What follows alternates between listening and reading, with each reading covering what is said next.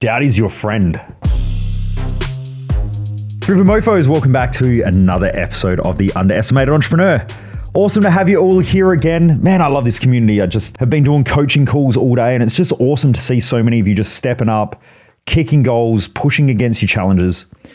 Now, what I want to talk about is there are a lot of times where you have your own mental challenges, your own adversities, things pop up that make you doubt yourself. And what I find is that most people give up. They think that that's not supposed to be there. Whereas I find that that is the weight that I need to lift every day in order to get stronger muscles. So I'm quite a visual person. So in my head, when I think about going into the gym, I'm just about to go to train in a minute with my trainer. But anyway, when I get there, if he said to me, man, we're just going to have a light day today, I'd go, bro, what's wrong with you? I hire you and I have a coach to make sure that I'm lifting heavy enough so that I keep either gaining muscle or I keep the quality of my muscle as I get a bit older. I want to make sure that I'm performing in some way. I want to see improvements. The way that I do that is by lifting heavy weight. Now, if I don't have doubt in my mind, if I don't have fear in my mind, and if everything's going well in my life, if all of those obstacles are removed, I know that there is no challenge there. If there's no challenge there, then I can't possibly be growing. So I like that doubt. I've had it multiple times today already, where I've been thinking through things. I was just sitting here earlier today and I was thinking through some of the decisions that I've got to make in business. And the next second doubt pops in because fear is a survival response. And then all of our emotions drive off of fear. You either have inspiration or you've got fear. Now, inspiration, you can change that word for inspiration, love, gratitude, presence. They're all part of a state of being. They're not an emotional state. You don't have emotional with gratitude. You are just present. That's what gratitude is. There is scientific data on this as well that I show in my events. When a lot of people talk gratitude, it's actually an elated state, which means an excited state, a heightened state. That's not real gratitude. Real gratitude is the presence of love, gratitude, inspiration. You're just there. Like when you're working, doing something you enjoy, you lose time. You're present in that moment. That's a state of gratitude, love, and inspiration. You're just doing stuff.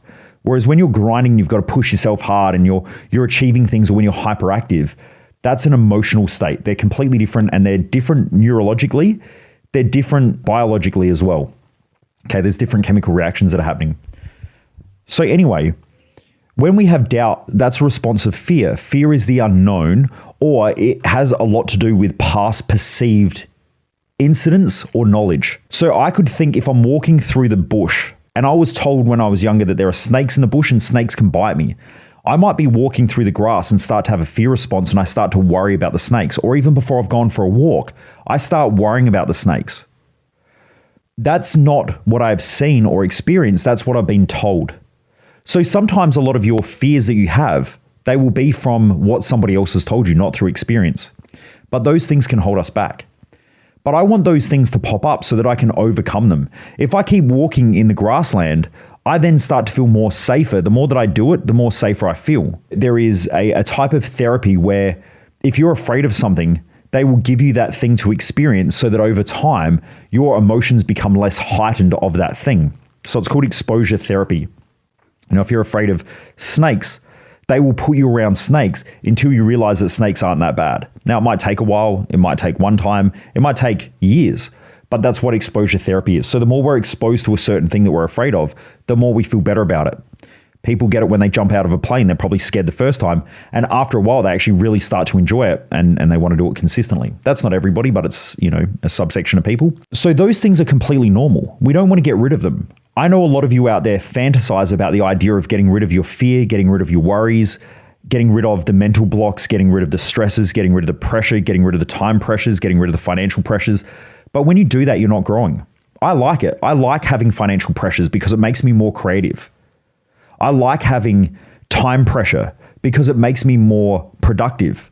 It makes me more effective. I have to be more decisive with my time. If I don't feel like my time's filled to 120 or 130%, then how can I start to delegate things to somebody else? If I just keep it at 70% all the time, why would I ever delegate anything? That's the fantasy that most of you out there will have, is like, when time gets easier, it's going to be an easy decision. When I have time to delegate things, then I'll delegate. But that's not how it works. You pack out your time with 130% of work and then you go, shit, I'm overloaded. I have to give that away to somebody else. You normally won't do it if you're not overloaded. The same thing comes with just your time in general. A lot of people say, well, when I have the time, then I'll take on more. But the problem is you'll never take on more because you're at a capacity that you can handle. If it goes over a point that you can handle and you start getting so overloaded and so stressed, you have to find a different way. So you have to force that delegation, or you have to give something away, or you have to stop doing something. You have to do that. When you've got financial pressures, you tend to tighten things up, but also you get more creative around your earning potential. That's why I enjoy that part. I enjoy having the stress. I enjoy having the pressure. I don't want to overload myself to where it becomes a high amount of distress where I'm losing sleep. I want to know that every day I'm doing things that force me into a position of discomfort, of stress, of pressure, or something like that, because it's helping me to grow and improve, the same that I would expect from my muscles. So I wanted to share this because I know that so many of you out there are fantasy driven about, when I get the time, then I'll do something different, or then I'll step up. When I get the money, then I'll step up, then I'll do something different.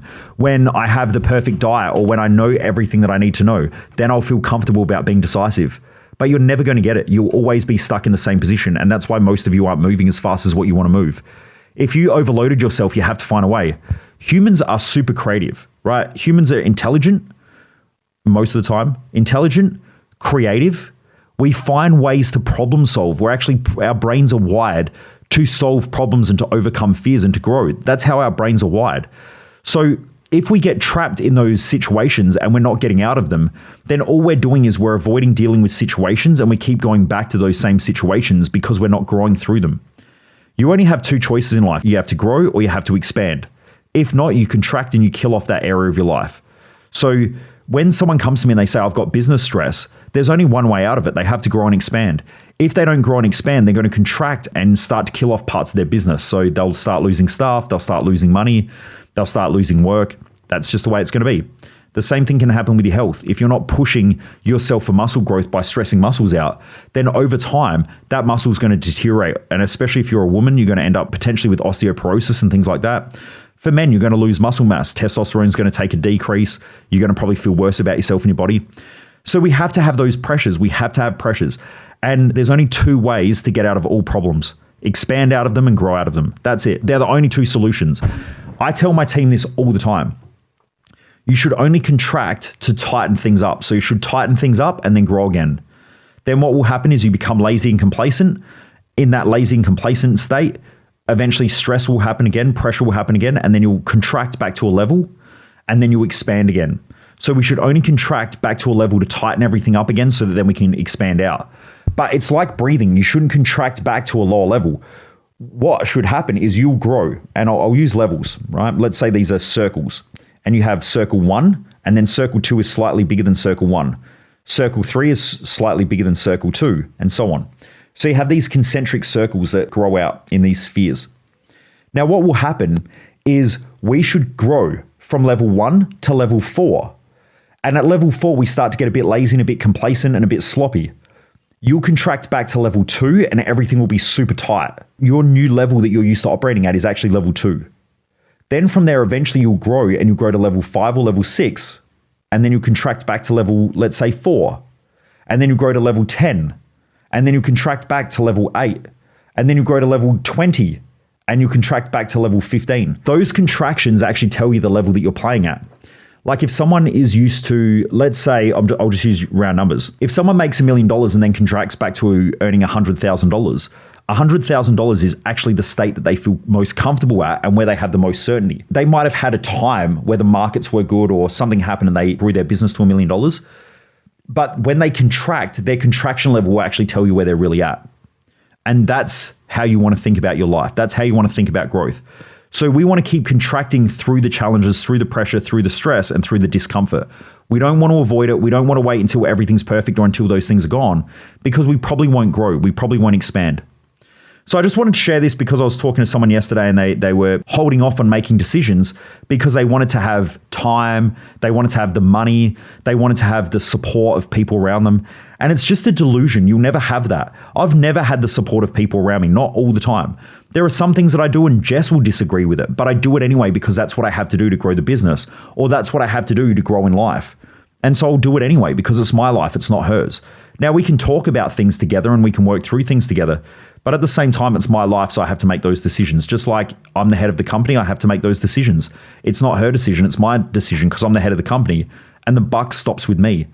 Anytime you give that authority away to make those decisions, you're not the real leader. I mean, this is going to piss some of you off, but let's say you're in a relationship and you say that you're the leader of the family, yet you go to your partner all the time and their decision heavily influences yours and you're indecisive or put things off because you're afraid to make those decisions, then you know you're not the real leader. Your partner is the leader because they're so influential. They're influencing you not to make those decisions. It's their influence. They're the stronger influence in the relationship. Anyway, Driven Mofos, I hope this helps. I really appreciate each and every one of you. Remember, sharing's caring. Remember to share this podcast with friends, share this podcast with family. We had a blitz the last couple of weeks of growth with the podcast as well.